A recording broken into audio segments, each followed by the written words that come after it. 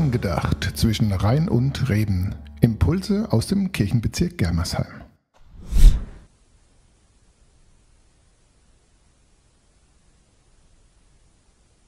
Was eine karge Landschaft, nicht wahr? Wüste, Wüstenorte. Jeder Schritt fällt schwer. Alles, was wir tun, hat seinen Preis. So ähnlich muss es wohl gewesen sein, als Jesus in der Wüste unterwegs war. Die Wüste war bei Jesus und ist oft auch in unserem Leben der Ort der Versuchung. Der Ort, wo nicht klar ist, wo es lang geht, wie man überlebt, wo die Kraft zum Leben herkommt. Wüstenorte sind Orte, wo manchmal Menschen einem sagen, es könnte auch viel einfacher sein. Reichtum, Brot für alle, Anerkennung. Hier hast du's.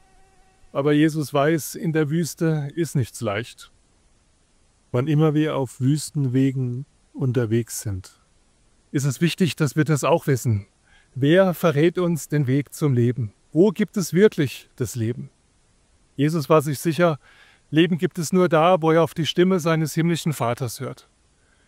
Und der Wochenspruch für die neu beginnende Woche, der steht in Psalm 16 und heißt: Du, Gott, tust mir kund den Weg zum Leben.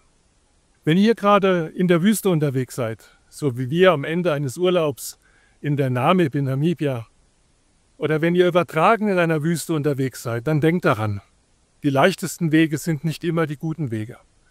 Die Wege, die nach Gott fragen, die Wege, die von Liebe und Respekt geprägt sind, das sind die Wege, die wir brauchen.